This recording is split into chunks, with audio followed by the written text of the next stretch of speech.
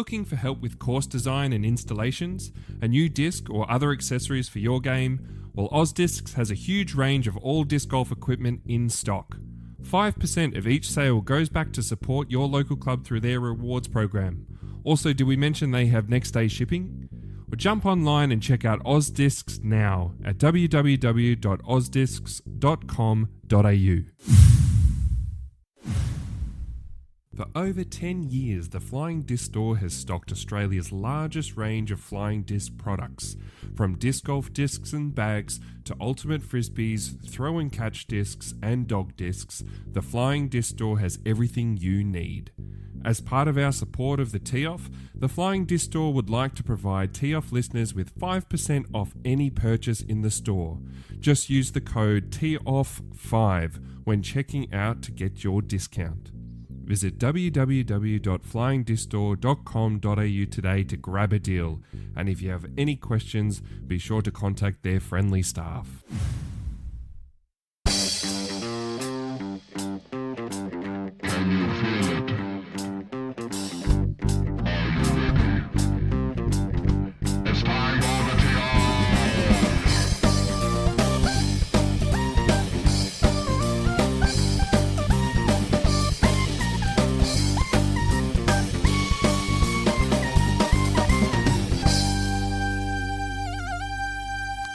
And welcome back to the Tee Off, an Australian podcast about the awesome sport of disc golf. My name is Paddy Robinson. I'm here with Timmy Bowen.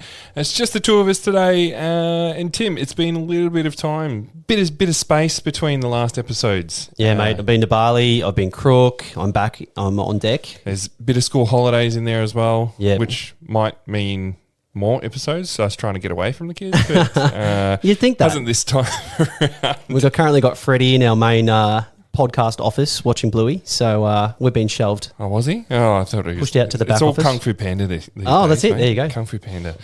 Anyway, so we're hiding away, but we're here. We're on the mic, so it's good to be back. Public holiday in Vic, mate. We've got the grand final tomorrow. Who's going to win? I know you're a big Cats fan. Oh, Geelong v Brisbane. Yeah. Look, I'm pretty nervous, Timmy. I hope the boys get up, but I'm also excited because I don't know how long it's been since there's been a Geelong Brisbane in the first final, and then they come back around, and then now it's in the granny. I'm not sure how often that happens, but I think it's happened like 5 times in recent history, and 4 out of the 5 times it's been reversed. So whoever won the first game lost the second game. Yeah. But I mean, I feel like Geelong will win. I'm genuinely torn though. Normally I go for anyone but Geelong, but I mean, my family goes for Geelong.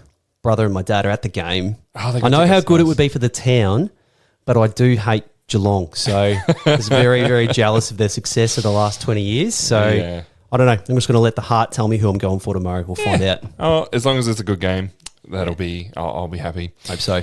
Anyway, let's get into it because we're here to talk about disc golf, not AFL. But Tim, I just had a little reflection that I'm going to throw out there. I played a pretty windy tournament recently that we'll recap a little bit later, but I thought it was really worth. It was really important during the round to have a driver in your bag for windy days. And I'm not saying like something that's just stupid overstable, like having something that's got a bit of stability, but that you can drive, it actually turns a bit and then comes back, like having something you can rely on to do that in windy days and still maintain a bit of distance. So for me, that was like my Latitude Rive. Lent on that a whole heap. I could throw it forehand, backhand, have it in crosswinds. It was turning. It was, it was giving me that distance. But I don't know. Do you have something in your bag that you rely on for that, or do you just like try and go like super overstable for wind? Yeah, I try and throw the most overstable that I can. That allows me to get the distance. So tends to be the Taipan, or these days it's the D1 or the Reverb. Something just super beef. Yeah. And regardless of the wind, because I feel like you never get a pure tailwind these days. It's always the wind swirling, can't really tell what direction it's coming from. So easier just to go super stable, safe. Yeah. So, it was interesting because if I use my super overstable, I may be looking at my drives are about that 80 meters to 100. But when I had the Rive and I got confident with it, I was more in that 90 to like 120. Sort of range with drives, which on, depending on the course is pretty handy. So anyway, I think that's definitely something. If next time, if you don't have that disc in your bag, maybe go out and have a look and have a bit of play with it. But I found it pretty handy in the last tournament. All right, we've got a bit of news to recap on, so let's get into it. What's news around the world, around Australia? What's news? What's happened and who's spoken? All right, Timmy. So there's been a couple of events since we were last on. I think we're not going to go through them in too much detail. But I'll put us behind. I've been pretty crook, so sorry if I sound very sinusy today. Still on the tail end of a pretty nasty virus, actually. We're going to go all the way back to D-Glow because we missed that one. That's one of my favourites in Milford, Michigan. It was a Gannon Buhr one-shot victory over Ricky Wysocki and Hebby. I believe we had Hebby in our picks too, mate. We did, and that was a genuine. We smoked that. Well, actually, we should probably let's take a minute to go back. That. We're talking about. Is it called Hold My Bag? What's it called? Hold My Bag. Yep, Hold My Bag. Yeah, we had our first crack at it, and we did pretty well, mate. We got Hebby one shot off the lead, and he was one of our tips. And I think so there's the two. Tournaments you can do for Hold My Bag. There's the free, and then there's the paid. And I think overall we're in the top 40. Hey, let's go. We didn't win anything. Yep. I think we actually would have won a little bit of cash if we were in the... At one point we were doing even better. I think the last round, because we had Macbeth and Paul Kranz, and they were both lead card or second card. Yeah. And then unfortunately didn't have a great final round, which pushed us back. Yeah. But if they had kept going, we probably could have... No one's picking Hebenheimer, Macbeth and Kranz. I can tell you that. Yeah, we might have to look at doing it again, but I don't know if we're going to do as well next time. But like Brian Rewerda, we can genuinely say that was a heap of fun and we're going to keep that going, mate. Yeah, 100%. I'll recap this one and then we'll push on. Maybe we can have a look see if it's up and running for the next comp. Mm-hmm. So Calvin Heimberg also tied one shot back of Gannon Buhr. Bit of a masterclass from Gannon. Just watching him clutch up on the very last hole, throwing a roller up the hill on 18 with OB everywhere. Yeah, nuts. Just genuine insanity, that shot. Fantastic. And look, Ricky had his chance. He had his chances. He just missed a couple of putts. He could have done it, but I think he choked a bit on 17, didn't he? Just a little bit. Yeah. But anyway, FPO was actually a Gannon double. We had Gannon Buhr win MPO and Missy Gannon win FPO by one shot over Silver Saarinen, who was one shot ahead of Holland Hanley. Yeah, right. No one else close other than those three. Must have been some money on the line. That's it. Yeah. But that's enough about D-Glow. We're going to move on to the Disc Golf Pro Tour playoffs. I don't know what the playoffs means, but we're at the Green Mountain Championship, and this was a bit of a flashback here. Listen to these names, Paddy. We had Paul Macbeth winning MPO and Paige Pierce winning FPO. What year is it, mate? Mate, I downloaded it. What year is it? 1995, remember? Mate, how good's Jumanji? OG Jumanji. I literally, I've had that in my head all week, and I was like, I think I have to go back and watch this now. Oh, it's so good. Yeah. So good. I was like, that's Kirsten Dunst. That's crazy. Anyway. I want to, a bit of a side note here, but why is the new Jumanji just a straight out stupid comedy? Oh, yeah. 100%. I like those 90s movies like Jumanji that were a little bit scary, a little bit actiony. That's what we want, mate. Tim, it took me 8 years to finish Jumanji. It took me a solid 5 years just to get past the opening scene. Those drums. Was terrifying. Those drums. Terrifying. So good. The bat on the... Yeah. No. That, 12-year-old Patrick's terrified of that movie. That's good. You need a little bit of scare in your kids. Anyway... So Macbeth, he got the chocolates, 2 shots ahead of Gannon Buhr and 3 shots ahead of Cole Riddell and Paul Kranz as well in the top 4. A very good finish for Paul. Oh, man. It's so good to see Paul back. Oh, yeah. He's well and truly back, isn't he? He's not just Well, I think since maybe one of the LMC rounds, he's had an average of 1050, almost 1060. Cruising. Rating, round ratings. That's ridiculous. So, yeah, it's good to see him, back in that circle and playing where we know he can play. He's just throwing the disc so well at the moment. He's still missing the odd C1 here or there, which is just something that Gannon Buhr doesn't do. Mm-hmm. But he's throwing so well and his C2 putting's getting the job done, which is awesome to see. I mean, does this go back to chat we had a few episodes ago about why is Worlds in the middle? Like I feel like these amazing players, they're building, and we're doing the playoffs, which is kind of cool. But I don't know, it just doesn't hit as different. Like DGPT, it seems weird, mate. Like World should be the last event, the pinnacle. Yeah. Anyway, well, like USDGC is coming up, which is always exciting. It's got a bit of prestige. But yeah, I hope Beth wins that one. A few other names that were great. Parker Welk had a good performance. Isaac Robinson beat his brother by one shot. Always good to see. Ricky Wysocki slept in. So we had he's been late to his tee time before. Yeah. And he's copped the 4-shot penalty or whatever it is for rocking up late. Is that right? I can't remember. This one he missed. He missed the first hole. Yeah. Well, he missed the warning. He's missed the warning in the past. Okay. Yeah, that's right. Yeah. But this one he fully slept in. Yeah. We didn't get the story or reasons why. No, we got the apology. We got the apology, but I didn't get the Which was like explanation. A 2-minute apology. Yeah, we don't care about the apology. I want to hear why. Mate, were you at the strippers? What happened the night before? Were you just... Fell asleep in the ice bath, did the Kramer, like, you know. Is it the battery and the alarm clock, like from Seinfeld? Is that it? Oh, sure, maybe the just wake-up service. We can only assume he hit the snooze. It's the snooze? I tell you what. I don't know. If Ricky Wysocki wants a wake-up service... reach out to the pod. I'm sure we can sort something out. Maybe you got the AM PM mixed up because that is confusing. I don't know. Maybe it was the volume, Tim. Yeah, it could have been the volume. Separate slider for the alarm. That's got to be it. No, I want to hear the story. That sucks. Anyway, he finished in 28th place. Tim, if you slept through, are you making a public apology? Is that? I think if I've missed any holes, I just don't rock up. Yeah. Like, there's no point. There's no point, in my opinion. Yeah.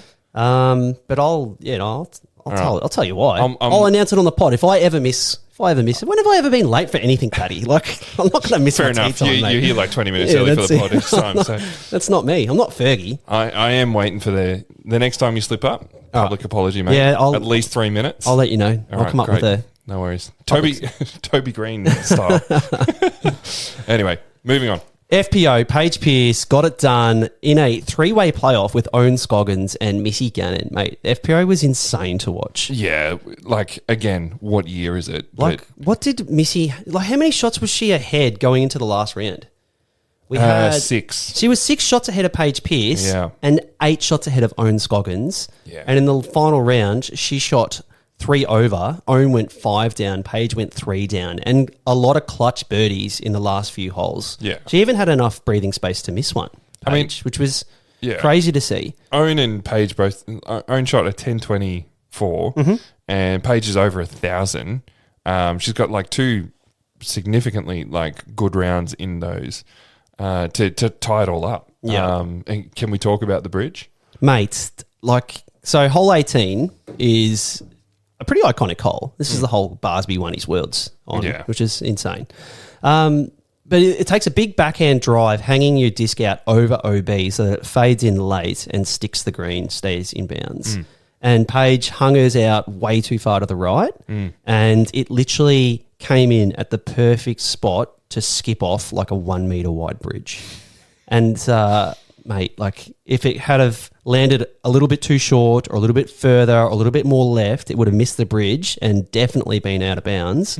But it found the perfect spot to skip straight into prime real estate inbounds. And mate, Paige Pierce is like, she broke her ankle falling off a bridge, Paddy. We like a good story arc. Mate, is that up there? I mean, does it make up? Does winning a tournament from a skip off a bridge make up for a broken ankle off a bridge? They're already writing their next documentary. We've already got one Paige Pierce doc. Mate. The next one's coming. The story arc is too good. How does that... I mean, first, what is that bridge doing there? That's such a random spot for that little bridge. But I couldn't believe it. I mean, even she couldn't believe it. After she threw that shot, she sort of ran off the tee box to her own little spot in the weeds and just head in the hands, just down on her knees. She was like pretty overwhelming. I think that you can't, like, there's always a luck element in every round. And, I've had some I think we've all been there when we've watched that other player on the, I'm sure you've watched me a few times thinking, how did that disc get through? How did it kick like that? How did it do that? At the same time, like, it's pretty amazing that that's a part of our sport, I think. You see something like that, it's like iconic, like the bridge shot. Just got to remind yourself sometimes that in the long run, it all evens out. Same as poker, but it's very hard right in the moment to not think like I got very lucky there. I got desperately unlucky there. Yeah, I think it was capitalise. I think look, great win for Paige. I think the fact that hole takes a big backhand off the box is what got her the win because Owen played the hole fairly well for someone who's so forehand dominant. Yeah. And look, in the playoff, Missy went OB, so she was out of action. Owen threw a sick flex forehand that just missed like the base that the basket's in, whereas Paige threw this unbelievable backhand turnover that actually hit that base. And I think that was the difference. Yeah. Owen skipped to like deep C2, almost made the putt, whereas Paige was just tapping in. Yeah. But look, kudos to Paige. It's a huge win for her and hopefully something to build on for the next few comps. And Timmy, we did. There was a big announcement, obviously leading in the last couple of weeks to the FPO. That's Kristen, it. Mate, we haven't even spoken about it. Kristen Latt is essentially retired, mate. Yeah. Temporarily retired.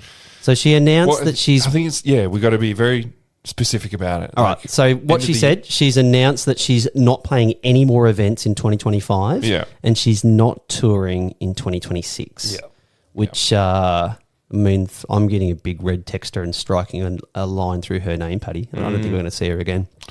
Look, we've seen some massive struggles from Kristen. She's talked a lot about her mental game and mental state and all that sort of stuff. So who knows? Like, if she's not putting any pressure on herself to be back by a date, maybe we'll see her soon. I hope we do because she's such an iconic name in this like post-COVID era of disc golfers. And it'd be, she's helped put new sponsors into the sport, and grow the name, especially for Latitude as well. So fingers crossed she comes back. I'm sure she's already said she'll still be around and, she'll probably be watching a few events and, hopefully we see her back soon. But hopefully as well, she just gets the rest and the recovery that she needs. It's a big call to not just strike out the rest of the season, but to already make the call for next year to say, nah, I need at least 18 months for this. Yeah. Crazy. But maybe it is just that. It's just like, look, I just can't think of a date to come back. I just need that. Yeah. I mean, you see that she said not touring. She could potentially play the European events, I guess. Yeah. Yeah. But it's got to be tough with, she's got just one kid, one child, but she's got a family she's got to think about. It makes it very difficult. I mean, and her daughter should be pushing nearly early teens maybe? I think she's that 9-10 sort of range. Yeah, I'm not sure exactly. I mean, that's pretty big, There's some big stages there. So absolutely. Yeah.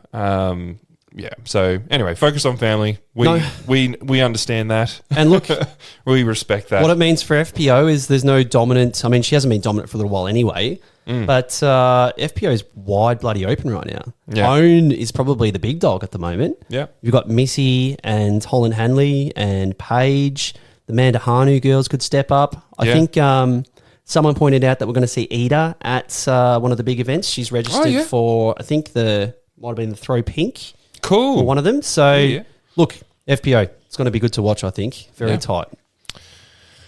All right. Any other top stuff? Well, should we talk a little bit about some of these MPO standings in the playoffs? I mean, some of it's pretty interesting. Gannon is so far ahead. He's just what do the playoffs mean, mate? What's the go with playoffs? Money. Okay. No, the playoffs are to get that position. I think it's like, if you finish in a certain position, then you go through a certain amount of rounds. You get that little head start, kind of like they do at the golf. Okay, yeah. So there's a few players who really need to probably hold on to their spots at MVP happening this weekend. So we're one round in, mate. Read me out the names and I'll tell you if they're doing any good. Eagle McMahon. Eagle is 2 over par. That's not good. Not a great start. Yeah, 52nd place. Luke Taylor. Did you tip Eagle? I tipped Eagle, but all my other tips are doing great. And don't worry, because Cam's tips are doing horrendously bad, so we're all good. Who picked Buckets? Was that Cam? No, not Cam. Okay. Yeah, Parker Welk, though, who's 10 over par. Yeah, okay. Look, it was very, very wet and foggy from what I saw at MVP so far. So the scores are a little bit skewed. We have Nathan Queen at the top, which I actually he was tipped in that. your picks. Yep. I saw that. It was like, what a joke. Luke Taylor's 14th, 3 under. He's only 4 back of the lead. He's doing That's good. Great. Prez, I had him in my picks, and he's not doing that great, to be honest. 3 over par, 59th place. Yep. Paul Crans and then Jake Mon. I think they're kind of sitting okay. Jake Mon even. Paul Crans. I thought he He's was doing a couple great. under. He's 8th. Only 8th. Yep, Yeah, 3 under. He's tied with Macbeth. He's playing some good disc golf, Paul Crans. Yeah, he is. Looking fit. And then there's players who are just outside who need to have a massive, massive tournament, and that's Austin Turner. We've just spoken about Joey Buckets, who I think unfortunately has had the worst round today. Yeah, stick a line 12 through over. Buckets, stick a line through Austin Turner. He's 59th. Okay, Matty O. He wasn't too bad. I think he was a couple down.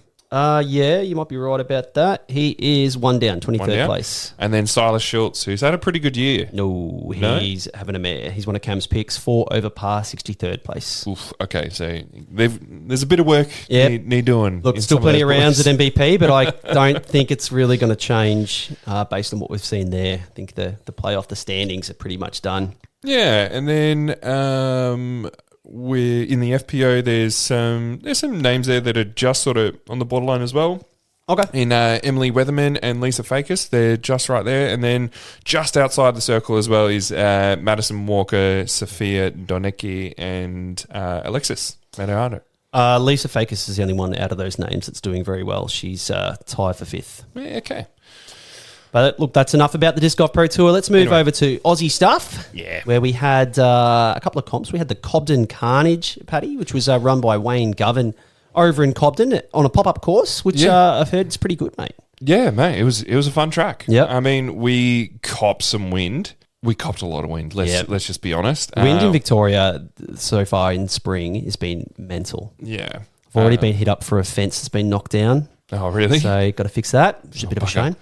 But no, it was it's a really cool spot. There, I think Wayne did most of the course design, and I'm going to say about like 70-80% of the holes were really cool, really Awesome. fun. This is his first like course design and tournament that he's Yeah. run. So shout out to Wayno. That's awesome Yeah. stuff. I mean, there were some filler holes, but they were, they were still fine. Yeah. But yeah, I reckon there's a couple of small tweaks out there, and but some holes were just unreal, like designed really well. Anyway, mate, 72 we had- players, and I'm looking at your name at the very tippy top, tied with Marcus Falotta. So, mate, playoff. How did it go down? Hang on, Tim. This is the unicorn of tournaments. I didn't miss a Mando, Oh, wow. and I won a playoff. Hey, let's go. Are you no good in playoffs? I know you gifted me one. Oh, I've gifted a couple away. Yep. But anyway, no, it was pretty cool. Mate, talk us through the playoff. Was there any controversy? No, well, look, it was such a good battle. Marcus and I have for a lot of tournaments recently have either tied or been very, very tight at the top. So I going into probably the last 4 holes, there was times where I was like, I got 2 up and then 1 up, and then he got 1 up and then brought it back. Ooh, wow. And then we had 3 holes left. I just stuffed this hole up. He got we had a 2-stroke swing, so I was 1 up, and then it flipped. Then he got 1 up, and then I managed to birdie the next hole while he took a par. So yeah, we went into the second last hole. We both birdied, and then the final hole, and this is like this big par 5, which is a pretty easy par 5 to get a birdie on. So that was comfy. And then hole 18 was this banging 115 meter across a big valley type shot with a left to right crosswind, sorry. And then Marcus threw his, he was about sort of 17 meters, missed his putt, and I was about 13 and hit the tray. So then we went to a playoff. Yeah, wow. It was hole 1, it was par 4. I had a cracking good drive. Marcus was a little bit short on his approach, then left him at about, we had headwind. Approach left him about 20, 25. And he had this run, Timmy, into a headwind, and I thought it was in. Oh, wow. Perfect height. He was just a little bit right. And then I hit maybe an 11 meter I kind of stuffed my forehand approach, but I was outside circle 1 and I hit that putt for the win. So, C2 putt for the win, mate. That's awesome stuff. Into a bit of head as well. So, sick. it was pretty cool. Yep. I think, Parrish, he got it on film. I'm still figuring out how to actually download it. He sent it to me. Mate, work that out. I want to see this stuff. Yeah, I'll figure that out and then we'll go from there. But anyway, it was great fun. The coolest thing about the course as well, it's got the clubhouse there that had a full bar, full restaurant. So I took the whole family came down. Freddie joined us for about 9 holes. Yep. Actually, the other thing I never do, I went into the raffle. Okay. And Fred and I won like 4th place in the raffle, so he won a towel. So he's stoked. Oh, a towel. I thought you were going to say meat tray, mate. Nah, he's taken this towel to like Kinder all week and stuff. So anyway, awesome stuff. But yeah, it was a good feed too. So yeah, definitely. Love a good country. I think it's coming back. Country pub, country golf course. Yeah. Awesome stuff. Wayne's going to do it again next year, so I reckon it'll be worth a look, Tim, because I would have lots been of there. elevation. This was just literally when I was in Bali. Otherwise, I would have been there. Yeah. Moving on, Ryan Michelle was 3rd place in MPO. MP40, Joshua Smith had a resounding win over Ash Wiedner, but that's good throwing by Ash. 2 over par. Solid. Yeah. Took down Chris Hart and Jason Wiedner. Mm-hmm. MA1, Penn Lu, 3-shot victory over Sebastian Gutierrez. FA1, Kate Eldridge, 1 shot over Simone McNate. MA40, JC, Justin Clark had a 10-shot victory over Ryan Nicholson. Mm-hmm. MA50, Mike van der Linden, 8 shots over Simon Farrar. MA2, Glenn Ralston had a 1-shot victory over Aaron Piacentini and Max Tats. MA3, Noah Barwick had a 5-shot win over Zach Schlofel. FA3, Marta Lisvalge had a 10-shot victory over Linda Nailin. MA4, Ross Davies, 2 shots over Granger Woolley. FA4, Christine Go had a win over Emily Ward. MJ15, Marcus Davies. And FJ15, Charlotte Davies. Yeah.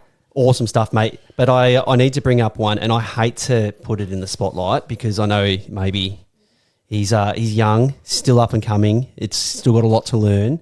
But, mate, Ryan Hart is potentially the best thrower of the disc in our state, and that's a big call with Dave Perry and Dylan Fallon being in our state. But Ryan Hart throws further than anyone. I've seen him do shots that no one else can tackle, mate. And he shot 12 over in the first round. He missed 17 C1X putts, Paddy. Yeah. And 0 from 9 C2. That is 3 from 20.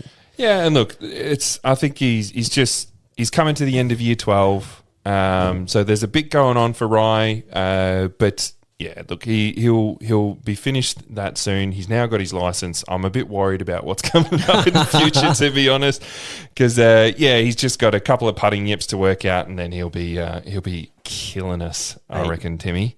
As soon as he gets that putting, there is so much room for improvement there. 3 from 20 is a bad day at the office, no matter the wind.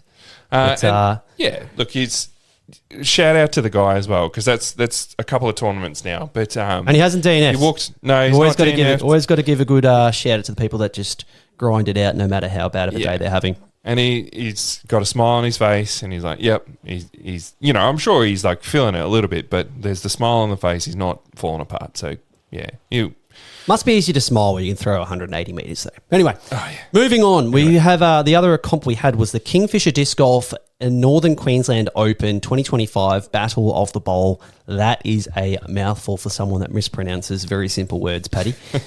MPO, Jomo had a 3-shot victory over Hayden Fatini. MA1, Daniel Jacob had a 8-shot victory over Brian Clevenger, BJ. MA40, Todd Chapman over Rob Lambert. MA50, David Todd, it looks like he won in a playoff over Kerry Edwards. Oh, a friend of the show. Nice. MA2, that's Kerry Edwards getting up to, North Queensland. There you go. Yeah. MA2, Aidan Johnson had a 2-shot victory over Danny Raglis. MA3, Brandon Godfrey had a 2-shot win over Trent Pease. FA3, Jade Harrison. MA4, Zach Arthur. And MJ15, Mitchell Palazzi. Nice. Very good stuff. And that's TD'd by Brian Rowerda. So just running apps, running Hold My Bag, and running tournaments. Shout out to Brian. That's some good stuff. Now, alongside all of these events, Paddy, we had Aussie Disc Golf Day. Yeah.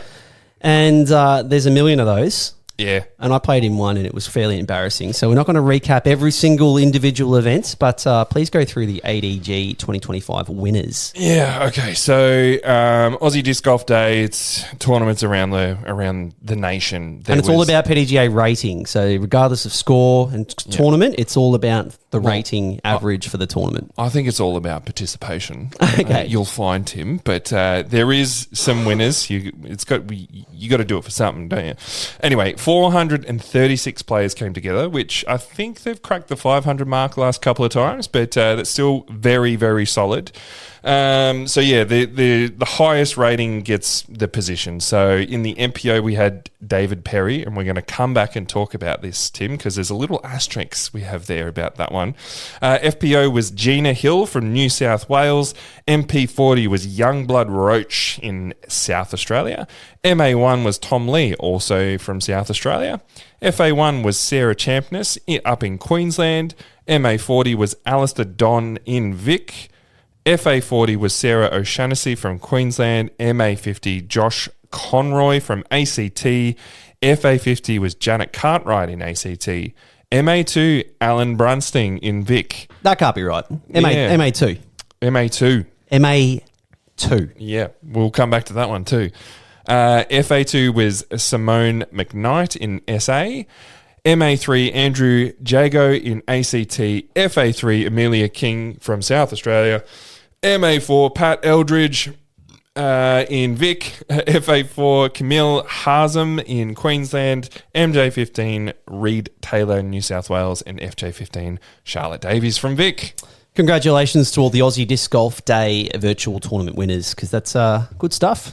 All right, so Alan Brunsting and Dave Perry. I'm sure there was other people competing at this tournament, but the Throwlers... Mate, what were the Thrower boys doing? Yeah, so first of all... I think they all should get 888s because they've created this tournament to try and manipulate the ratings. Before we get to that, we've got Ronalds playing MA1 and Brunsting playing MA2. Really? That's exactly right. Okay. And I was chatting to Marcus and Nath about it, and I was like, why did they do that? And Nate's like, they wanted to make sure that they got this for this particular one. And I'm like, I don't know what you just said, Nath, but essentially said they played down a division to try and get the win. They bagged. They bagged. Okay. They sandbagged. Cool.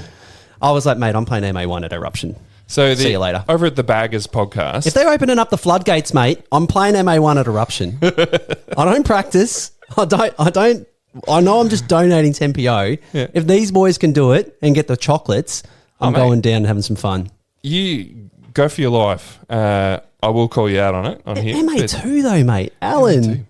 AB, what are you doing? It's like, I don't know. All right. Anyway, so the tournament that they ran, I'm sure, like, if you want to hear more about it, it's probably going to take up the next 4 episodes of Throwlers. But it's called the Throwlers Non-Invitational. And look, they want to make everything a joke, right? But do they? I don't know. This seems farcical. So, is it about having fun or just taking the piss? The whole course at Bald Hill, the whole course was hazard. It was all hazard. Every single hole was an island hole, and the par 4s you had to land on an island and then progress to the island. So every single shot was over hazard, artificial OB. Which somehow they got PDGA rated. Approved. They did it deliberately because they wanted to have the highest score separation possible to try and artificially push the ratings up as high as possible. Yes. And mission accomplished, mate. Dave Perry got the win. And what was 10.87 unofficial? He had a 10.87 round. What was his average? Average was 10.56 event average, and his final round, which was 10 down, 10.87 rated. Yeah. And look, he didn't do the stats, so I can't tell exactly how many OBs that he had. Yeah. But he had 3 bogeys, so I can assume that he had three OBs. Can we put a public call out just to say, look, if you're playing in any open division or any advanced division, start putting in the stats. Oh, you got to put the stats in, mate. It should be mandatory. Yeah. But anyway, we can only assume that he had 3 OBs, so his score, should be maybe 13 down, which I know it was very, very windy. But Paddy, I've shot 14 down in a tournament at Bald Hill, and I never play that course. I just rocked up and shot 14 down. You can't tell me That 10 down, I don't care how windy it was. Yeah. You can't tell me that 10 down at Bald Hill is the best round in Australian history. It's still unofficial, yeah? Mate, surely that's going to get pulled. It doesn't sit right with me, mate. Yeah. It's official because you've got players like Aiden Howard had 11 OBs in the final round. Nathan Parrish had 12 OBs in the final round. Parrish shot... Oh, mate, this is Stony Creek hole number 2 all over again. Parrish shot 27 over par for the tournament. 27 over par for the tournament. And that was 937 rated. Yeah. Like that's like he's played 36 holes and he's 27 over par. So he's bogeyed exactly 3/4 of the holes and he shot 937. Yeah, okay. Well, like his 7 over par in the last round was 965. So let's, say it stays at that and that goes down as, that's the highest rated round in Australian history for the moment. What's he overtaking? He's overtaking Dylan Feldman at Aussie Champs, shooting a 9 down at Inverleigh Gold. Oh, that Aussie Champs round was one of the top ones, was it? I'm pretty sure. Yep. And then I think Dylan also had Bainey? a good round at Bald Hill on a non. Maybe, yeah. Anyway, Dylan's got a very high one there. He's in the 1080s. And then Bainey's the other one as well, isn't he? Was it Aussie Champs? Yeah, at Tassie. At Tassie? Yep. Yeah. I'm going to pull up that Dylan Inverleigh one from 2021 rings a bell. I'm going to find the rating on that one. Yeah. But, 10 down at Bald Hill. Look, I'm not questioning the skill because bloody windy and having a nervy shot every single shot, it's got to wear on you. So that's awesome stuff. No. But I just don't like, to be honest, what the Throwlers boys are doing. The rating system's already flawed and they're just accentuating the flaws even more so with their artificial OB. I mean, what are we going to do? We're going to just start bringing in a shitload more of hazard and OB for more tournaments? I don't even like it for like 2 holes, Paddy. And they've done let's not do that. They've done it for every single hole. Yeah. So maybe we could do it for, everyone in MA2 and down, Tim.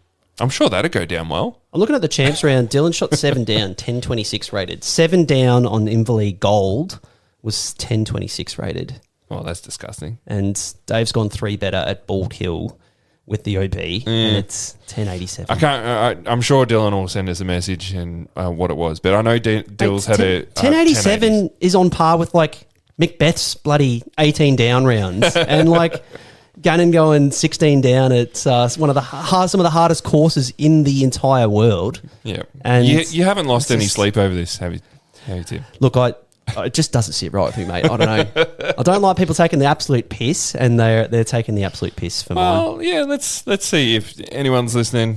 Let us know. Yeah, let us know what you think, because there's some big that's now in contention with a lot of pretty special rounds from some Australian players. There you go. Move on. Imagine if it was 1100 rated. Like, surely that would pique the interest of some of the US players. They'd see that. Yeah. Well, I'm curious to see what the official results are, because I mean I had a pretty solid round up at what was it? Cobden? No. The Melbourne tournament, I was like 1040 or something, but that got slammed. Oh, did it? In the official, yeah. I almost shot sub 900 at Bowen Valley. I want to see what the official rating on that one is. Yeah, hopefully that drops off for you, mate. Really? No, I don't care about the ratings. Okay. Hopefully it's included, mate. I need my rating to go down. Get it ready for MA1. I just want to play MA1. All right. Oh, Timmy, I just had one other thing for you. Mm-hmm. So, this kind of popped up. It didn't actually happen. I just got thinking about it at Cobden Carnage.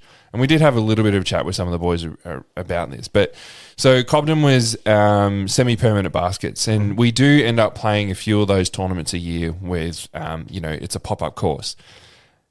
One of the little annoyances I find is when you go up to that basket that's, a semi-permanent and it's not straight. Where it's like on a lean. Yeah, it's on a lean. The chains are hanging to one side. That type of thing. So my question was, if that's the case and you're sitting up there and you're about to putt, can you level out that basket before you putt? What are your thoughts? I think that you can't, but I tried to look for it in the rules, and there's nothing that explicitly says that you can't. Yeah. I think the wording around one of the clauses is if you make a change, it has to be something that's applicable to the entire field. And that tells me that maybe you can't do it if you're playing it like halfway through the round, whereas people have already been through that basket and played it. Yeah. But part of me says, yeah, if it's not intended to be that way by the TD, then yes, change it. Yeah. But I mean if you had two of the chains that were sort of locked together, like you're well within your right to go and do it. And if, someone who didn't go and unclip them, you'd say, well, you should have unclipped it. And, say their putt fell out. But, yeah. I mean, and you could be right. Someone could have made the basket. They could have putted Rhino Hart sort of pace, smacked the band, and it could have been knocked off its kilter a little bit. Yeah. And you're just rectifying that issue. Who's to say? Who's to say it's not on par with like the chains being caught on the S-ring or locked together, as you said? Yeah. So, look, it was just, we had a bit of a chat. The general consensus of the group was like, yeah, probably not. Like, you sort of got to play the course as it is when you start, which makes sense with, your point as well.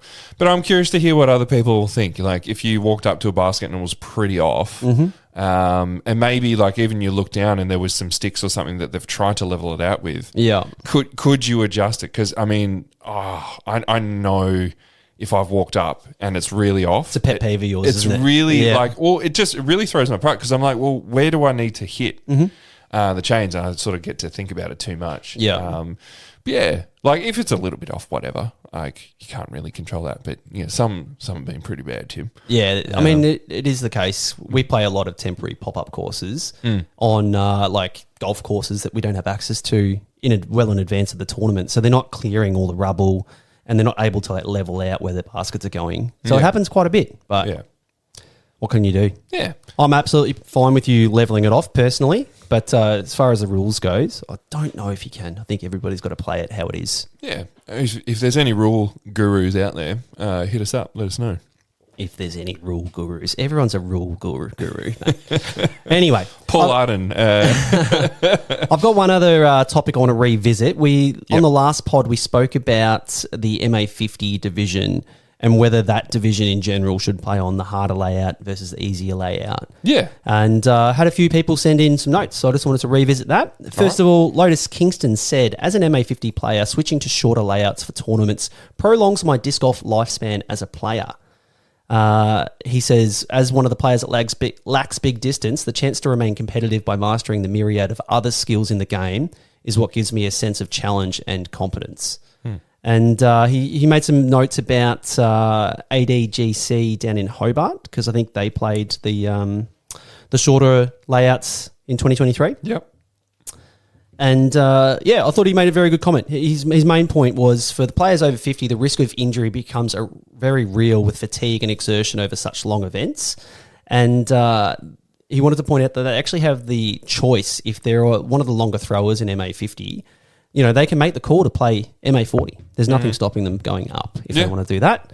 But I think in general, he's saying the MA50 track, particularly at ADGC Mundaring, is perfect for what it is. Yeah, okay. It's going to test everybody's skill. It's definitely not a short gimme course by any stretch of the imagination, and there's still a few holes that favour the big arms, just not as many. Yeah.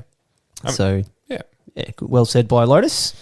Nice one. And we also had Jace McCormick send in a revision as well, because we sort of spoke to him before we brought up the topic of discussion. He said they spent a very long time trying to figure out exactly which layout MA50 should play. And he did a big deep dive into player ratings off last year's champs, and MA50 was by far the biggest spread. Yeah, okay. So, he said they didn't take that decision lightly, and ultimately I think they made the right call putting them on the shorter layout. Yeah. Because in the end they figured the upper end of MA50 could play MA40 if they wanted, which is a very good point, and they'll be on the longer course if they do that. Oh, and if they don't want to, that's fine. Yeah, get after it. That's it. Get some birdies. Just get those birdies, put your upshots close, hit your putts. Actually, like every other course. Speaking a bit about ADGC as well, it's upped a little bit. We're at 85 players now, Timmy. There's 9 sitting in MPO. Mate, and you'll be there. You got paid an absolute packet from Wayno at Cobden, mate. I had a look at the payouts there, mate. That's got to get you halfway there at least. Yeah, that's maybe one flight. Yeah, there you go. No, I think, yes, I'm just trying to work out a few things, but yes, I'm hoping to be the 10th MPO player in there. But see, there's a couple of Vics heading over, which is pretty exciting. MA1 is sitting at 13 players now, and MA40, as we're just sort of talking about, and the MA, the 40s, 50s age predicted divisions, MA40 sitting at 17 That's a lot of names. Get after it, mate. That is pretty damn solid, and MA50's at 12. So one thing's for sure, Mundaring is a fantastic place to play disc golf. Yep. Doesn't matter what division you're in, whether you're competitive or not, you're going to have a blast playing on that track. Yeah. I might have to grab a bit more Panadol and ibuprofen from the hospital and take that over and sell it on the side. I kind of want to go over there and play the sunset layout, if I'm being honest. It really sounds like it'd be right up my alley. Yeah. I'm thinking Inverleigh Reds, and I reckon I'd have a fair shout on that course. Yeah. No chance, Tim? I don't think so. I'm really enjoying not playing disc golf at the moment. I played Barwon Valley Bash on the weekend, and 4 holes in, did my neck again. And it was windy as all hell and very unpleasant, and I didn't have fun. So, mate, Perth is not going to be like that. It's immaculate in Perth. I think out of the entire last 10 tournaments that I've played, I've had a neck or a back issue in all of them except one, and it was so disappointing at Barwon Valley. I thought I'd really done it. I thought I'd made some good progress, and literally hole 4, first big backhand drive of the day, I got onto it. And then I'm like, I can't look up. What's happened? Like, what did I just do to my neck? Right. So, I don't know. I'm just getting old, Paddy. It's disappointing. Speaking of getting old, I find when I have a couple of times, I always look at new discs. Okay. Have you got any new discs in your bag, Tim? Have you bought anything recently, apart from a new car? No, I haven't. Got a new car. I haven't got any new discs lately. I think I've been... I still am struggling to find the perfect D3 or B10 Destroyer Wraith type disc. Okay. So I've got one that's stupidly flippy, and I've just been working on actually Heiser releasing it. That's it. So not really a new disc, but that's just because the rest of the bag's looking pretty solid at the moment. Yeah, okay. Nice. What about yourself? I'm trialing some, because it has been so windy, I've been trialing some more overstable drivers. Have Latitude bought out the Fidelity yet? The Fidelity. It's coming next year, too. Mate, they're going to come out with that name, and I'm going to hit them with a lawsuit because I came up with the Fidelity. What did Dynamic Disc just... I think it was the Treason. The Treason, okay. Yeah. That's not a good time to bring that out with all the US stuff going on at the moment. I feel like giving that maybe to it is. Who knows? Though, after playing for bloody England the teams. But I've been dabbling...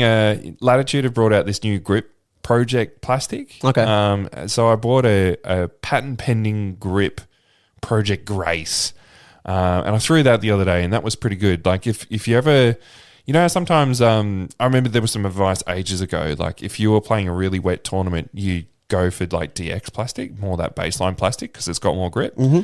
Well, this has kind of like that feel, but in a premium sort of style. It's a bit weird to get used to. Is it flexible? Flexible sort of disc? It's kind of like, like that Lucity, clear champion sort of style plastic, see-through. But it feels like it's got so much grip like a sort of DSC. It's kind of weird. Yeah, Prodigy's doing that as well with their 400 Ultra Softs. Okay. Premium plastic, but super flexible. And on your cold and wet days, there's just nothing better. It feels so good. And the discs are still every bit as overstable as they would be if they were a stiffer plastic. That's what's really confusing. Do you find that you... I find they're super comfortable with a backhand, but I get a little bit grip locky on forehand. Do you find it worries you at all? Or a little bit, yeah. But look, when it's wet, I essentially can't throw forehands. Yeah. And I find that when it's wet with the grippy ones, my thumb on top of the disc indents the plastic a bit more, gives me more purchase, which I just can't do when it's wet and cold with a stiff disc. I didn't want to stumble on that sentence. Yeah, no. But yeah, I find it's good. It does take a bit of adjusting too, but look, when it's raining, I feel like it's all just adaptability, and this is another tool to have in the arsenal. It's one thing that I don't like have a bit of a stock of is like discs like that. Like that, hey, you know, if I know it's going to be wet, I'm just like, yeah, I'll just pack, you know, 3 extra towels. But I think that's an interesting thing that they're going forward with to tweak the plastic a bit. But anyway, we digress. Yeah. But yeah, that's what's new in my bag. Nice. All right. Well, I think that brings us to the end, Tim. Yeah, that's it, mate. Sorry to make us late with being crook, but we're back on deck now and hopefully get another episode out very shortly after this one. Yeah, well, I think we're going to have to jump on pretty soon because I want to do a hold my bag tips for big USDGC. Time.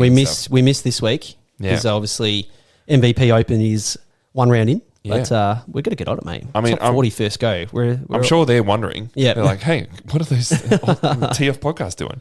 Anyway. We're just disorganised as usual. But look, we're ramping into the pointy end of the season. We've got Eruption. We've got Champs coming up. We've got to start firing out the episodes. Yeah. Thanks for listening to another episode. Please make sure you follow us on Facebook and Instagram and send in any questions or topics or any thoughts on what we discussed during this episode because we really appreciate it. Until next time, we hope you get out and play some disc golf with your mates. So that's the end of the episode. Thanks for listening. I don't know why you're still here. We have to go see our families. Seriously, just go play disc golf.